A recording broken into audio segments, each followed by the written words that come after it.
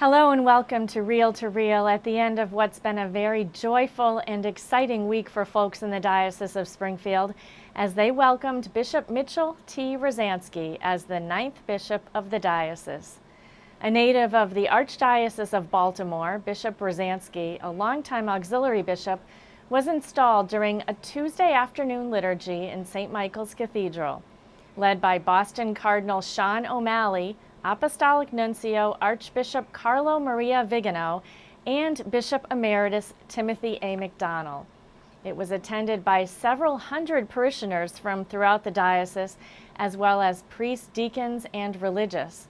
Carolee McGrath now has more on this historic diocesan event.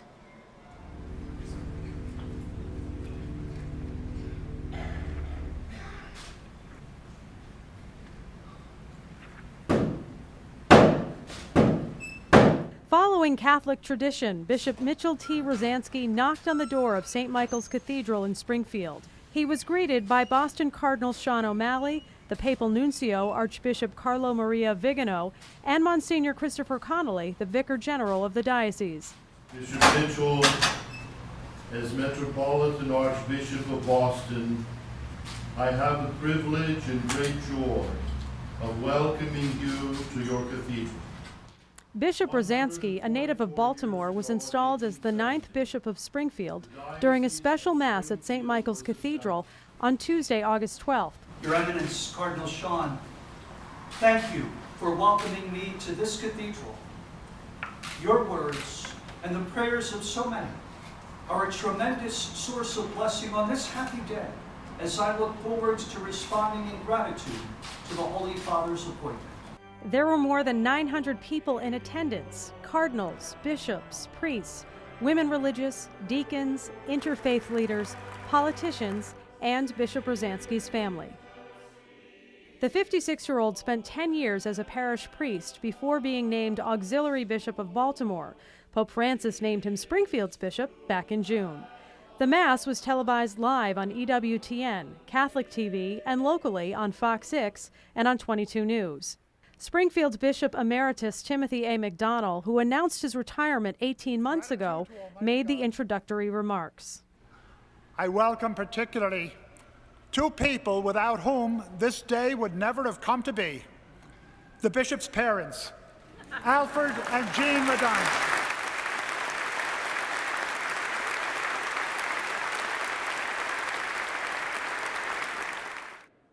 Then came comments from Cardinal O'Malley, followed by the reading of the official appointment letter from Pope Francis, read by Archbishop Vigano. Next, in accordance with church tradition, the letter was shown to the diocesan consultors, after which Cardinal O'Malley and Archbishop Vigano escorted Bishop Rozanski to the cathedra, where he officially assumed the role as the 9th Bishop of Springfield.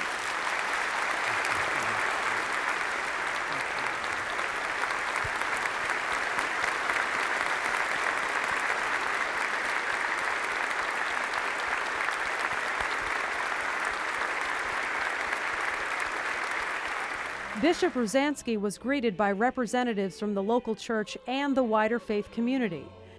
The Mass was carefully planned to represent all the different nationalities in the diocese. The readings were in both English and Spanish, and the prayer of the faithful was read in 10 different languages. Bishop Rozanski himself spoke English, Spanish, and Polish during his homily, and he focused his message on the biblical theme of the shepherd. Pope Francis reminds us in the joy of the gospel that we are all called to follow the example of the shepherd, reaching out to those who for any reason may have become alienated from God and the church, and welcoming them back by our compassion, our joy, and our witness to the love of God at work in the world. The bishop is to represent the Good Shepherd, and even his bishop staff is a very, very concrete symbol of the bishop's office and responsibility. The Catholic people have always had a very special relationship with their bishop, and so we can see the enthusiasm that his being named has generated here, and we accompany him with our prayers and good wishes. Bishop Rozanski's family flew in for the occasion. His parents, Jean and Alfred, as well as his two brothers, Kenneth and Albert, and their families, sat up front. We're very proud of him, but the thing is, we're sad to see him leave Baltimore, and because we're, close-knit family, but we're happy for him. Father Gary Daly, the vocations director for the diocese, says Bishop Rozanski will be a loving, faithful shepherd. I was intrigued with Bishop's coat of arms in the sense to serve the Lord with gladness. The action word to serve, I think, is very indicative of really Bishop Rozanski's idea of what he should be as a bishop. And his choosing of that motto 10 years ago when he became the auxiliary bishop of Baltimore is about service. And that's what he did as a priest of the Archdiocese of Baltimore and also as an auxiliary bishop. And he's going to bring that same motto, that same action here to the Diocese of Springfield. And not only to serve, but to serve with gladness, to serve with joy. Political consultant Tony Signoli says the bishop's appointment will not only impact Catholics, but all residents of Western Massachusetts. Western Massachusetts has another new leader, a leader who has a huge impact in so many communities throughout Western Massachusetts. It's almost as if we had a new major corporate CEO or a major mayor, or almost the governor of Western Massachusetts to a certain degree. The diocese affects so many lives and has such an impact in so many communities that the political significance of this is that you've got another new leader in Western Massachusetts who will take a seat at the table with so many other leaders for the public good. Ever since the announcement back in June, Bishop Rozanski has made it clear that he wanted the installation Mass really to be a celebration for all Catholics throughout the diocese. Now, clearly, not all 200,000 plus Catholics could fit inside St. Michael's Cathedral, so he made special arrangements to meet and greet people personally after the ceremony. The diocese hosted a reception at the Better Living Center on the grounds of the Big E in West Springfield following the ceremony. Marian Johnson is a parishioner at St. Michael's and read during Mass. He is very approachable. Last Sunday, we have 8:30 Mass, and after Mass we have coffee hour and fellowship. And he was on his way getting ready for 10 o'clock Mass, and he came into the center, and he sat with us for a while, introduced himself.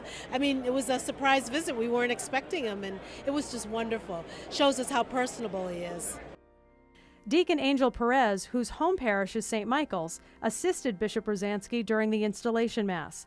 The father of 5 is also a detective for the Springfield Police Department. He's very approachable. Okay, I just met him twice, one being yesterday while we were practicing today's event, and he knew me like he knew me forever. He's very good. I'm looking forward to work with him, hand to hand. Bishop Rozanski was equally impressive to the youth, including Deacon Perez's daughter, Ruth. I'm excited. He seems a little bit younger, so I'm excited about the new changes and maybe some more youth groups and some more youth conferences and things like that, so it seems exciting. Rebecca James is a member of the San Damiano Youth Group at St. Stan's in Chicopee. Are you excited about our new bishop? Oh, I'm thrilled about our new bishop. Looks like he has a lot going on for the youth and the pro-life movement, so that's awesome.